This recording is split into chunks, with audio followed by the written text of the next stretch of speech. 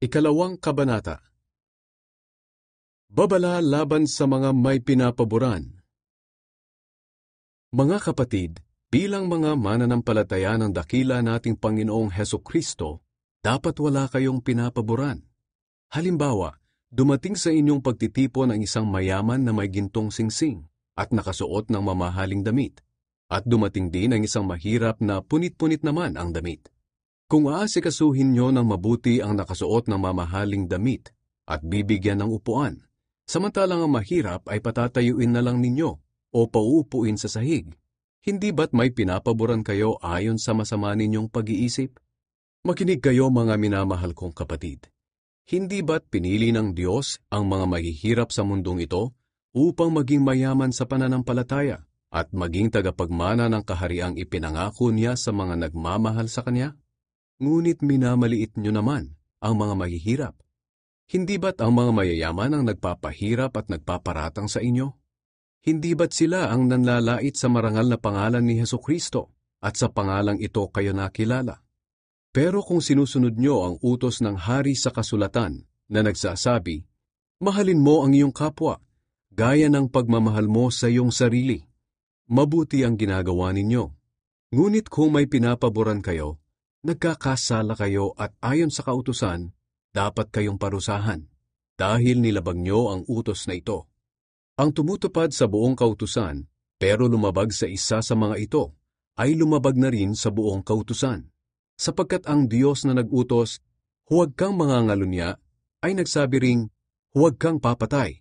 Hindi ka nga nangangalunya, pero pumapatay ka naman. Nilalabag mo pa rin ang kautusan. Kaya mag-ingat kayo sa pananalita at gawa nyo, dahil ang kautusan na nagpalaya sa inyo, ang siya ring hahatol sa inyo. Walang awang hahatulan ng Diyos ang hindi marunong maawa, pero ang maawain sa kapwa ay hindi kailangang matakot sa oras ng paghatol. Ang pananampalataya at mabuting gawa. Mga kapatid, ano bang mapapala ng isang tao kung sabihin niyang mayroon siyang pananampalataya, pero wala naman siyang mabuting gawa?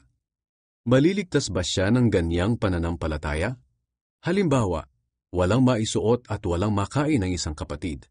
At sasabihan mo, pagpalain ka ng Diyos at hindi ka sana ginawin at magutom, pero hindi mo naman siya binigyan ng kailangan niya. May nagawa ba ito mabuti? Ganito rin naman ang pananampalataya.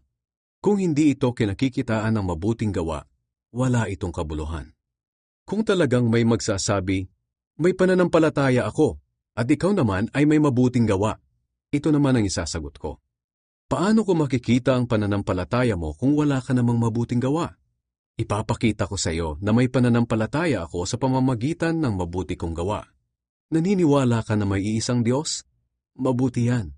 Pero kahit ang masasamang espiritu man ay naniniwala rin, at nanginginig pa nga sa takot. Ikaw na walang pangunawa, gusto mo bang patunayan ko na walang kabuluhan ang pananampalataya kung walang mabuting gawa? Hindi ba't itinuring na matuwid ng Diyos ang ninuno nating si Abraham dahil sa mabuti niyang gawa, nang ihandog niya sa altar ang anak niyang si Isaac? Makikita mo na ang pananampalataya niya ay may kasamang mabuting gawa. Naipakita na tunay ang pananampalataya niya sa pamamagitan ng mabuting gawa. Natupad ang sinasabi ng kasulatan. Sumampalataya si Abraham sa Diyos at dahil dito, itinuring siyang matuwid. Tinawag pa nga siyang kaibigan ng Diyos. Dito niyo makikita na itinuturing na matuwid ng Diyos ang tao dahil sa mabuti nitong gawa at hindi dahil sa pananampalataya lamang. Ganoon din si Rahab, ang babaeng bayaran. Itinuring siyang matuwid dahil itinago niya ang mga espiya ng mga Israelita at itinuro ang ibang daan para makatakas sila. Kung paanong patay ang katawang walang espiritu, patay din ang pananampalataya kung walang mabuting gawa.